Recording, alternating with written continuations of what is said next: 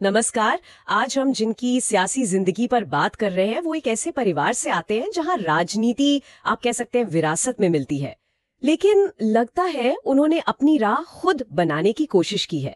जी हाँ, बात हो रही है राहुल गांधी की। हाँ, और जाहिर है इनका कनेक्शन भारत के सबसे मशहूर राजनीतिक परिवार गांधी नेहरू परिवार से है। जी, दादी इंदिरा गांधी, पिता राजीव गांधी, माँ सोनिया गांधी। बिल्कुल। जन्म 20 जून 1970, नई दिल्ली। और शुरुआती पढ़ाई वो देहरादून के मशहूर दून स्कूल में हुई। उसके बाद आगे की पढ़ाई के लिए जैसा आपने बताया हार्वर्ड गए, फिर रॉलिंस कॉलेज फ्लोरिडा से ग्रेजुएशन किया और फिर कैम्ब्रिज के ट्रिनिटी कॉलेज से एमफिल भी किया डेवलपमेंट स्टडीज में। तो मतलब पढ़ाई लिखाई का जो दायरा था वो काफी फैला हुआ था इंटरनेशनल लेवल पर। जी बिल्कुल, एक विशिष्ट पृष्ठभूमि तो है ही, लेकिन फिर 1991 में पिता राजीव गांधी की हत्या हुई और उसके बाद हालात काफी बदल गए। सुरक्षा कारणों से वो काफी समय तक मतलब लाइमलाइट से दूर रहे, एक लो प्रोफाइल मेंटेन किया। हाँ, वो एक जरूरी कदम था शायद उस वक्त। फिर 2004 में उन्होंने राजनीति में कदम रखा, सक्रिय राजनीति में, अमेठी से लोकसभा चुनाव जीतकर। हाँ, और यहीं से उन्होंने अपना फोकस कह सकते हैं युवा राजनीति पर रखा। हाँ, मैंने भी पढ़ा है कि इंडियन यूथ कांग्रेस और NSUI जो स्टूडेंट्स विंग है उसमें उन्होंने काफी बदलाव लाने की कोशिश की, जैसे आंतरिक चुनाव करवाना, बिल्कुल, पारदर्शिता लाने की कोशिश ताकि जमीनी स्तर से लोग आगे आएं। ये उनका एक मुख्य एजेंडा था उस समय। पर यह सफर जैसा कि अक्सर होता है राजनीति में आसान नहीं था। नहीं, बिल्कुल नहीं। चुनौतियां तो बहुत आईं, खासकर 2014 और फिर 2019 के लोकसभा चुनाव। कांग्रेस की जो हार हुई, हाँ, वो बहुत बड़ी हार थी और उनके नेतृत्व पर गंभीर सवाल उठने लगे। जी, और ये सवाल सिर्फ चुनावी नतीजों को लेकर नहीं थे।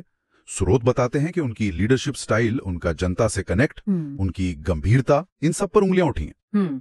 तो ये एक तरह से उनके लिए काफी मुश्किल दौर रहा होगा, पार्टी के भविष्य को लेकर भी और खुद उनकी भूमिका को लेकर भी। निश्चित रूप से एक अनिश्चितता का माहौल तो बनी गया था। तो इन्हीं सब के बीच 2022-23 में वो भारत जोड़ो यात्रा लेकर आए। ये तो काफी चर्चा में रही थी। हाँ, लगभग 4000 किलोमीटर पैदल चले, जी कन्याकुमारी से कश्मीर। हाँ, और इसके बारे में जो रिपोर्ट्स आई कि पाँव में छाले और जिस्म में थकान, इसके बावजूद वो चलते रहे। लोगों से मिलना, उनकी बातें सुनना, एकता का संदेश देना, इस यात्रा ने मतलब एक हलचल तो पैदा की। बिल्कुल। और इसने उनकी छवि को लेकर जो बहस चल रही थी उसे एक नया आयाम दिया, कह सकते हैं। एक तरफ वो लोग हैं जो उन्हें अब भी शायद नॉन सीरियस या गंभीर नहीं मानते। हाँ, ये वाली आलोचना तो सुनने में आती रहती है। लेकिन दूसरी तरफ स्रोत ये भी बताते हैं कि इस यात्रा के बाद कुछ लोगों का नजरिया बदला। उन्हें लगा कि ये एक ऐसा नेता है जो शायद सिस्टम को, जमीनी हकीकत को गहराई से समझने की कोशिश कर रहा है। अच्छा। हाँ, और इसी से जुड़ी एक और बात है, उनका लगातार बड़े कॉर्पोरेट घरानों के खिलाफ बोलना, या जिसे क्रोनी कैपिटलिज्म कहते हैं। हाँ, मतलब जहाँ राजनीतिक रिश्तों से बिजनेस को फायदा पहुंचाने के आरोप लगते हैं। बिल्कुल, उसके खिलाफ वो काफी मुखर रहे हैं। तो क्या ये माना जाए कि ये यात्रा सिर्फ पैदल चलना नहीं थी, बल्कि उनकी सोच में भी एक बदलाव ला रही थी, जैसा कि 2024 चुनावों के आसपास भी देखा? कुछ हद तक ऐसा लगता है।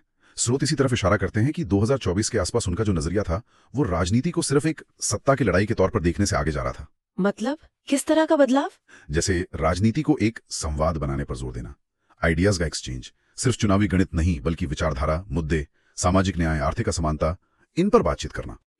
तो फोकस मुद्दों पर ज्यादा शिफ्ट होता दिखा। हाँ, ऐसा कह सकते हैं, जैसे वो अपनी राजनीतिक भूमिका को एक नई परिभाषा देने की कोशिश कर रहे हो। तो अगर हम इन सभी सूत्रों को मिलाकर देखें तो राहुल गांधी की एक ऐसी तस्वीर बनती है जो लगातार इवॉल्व हो रही है।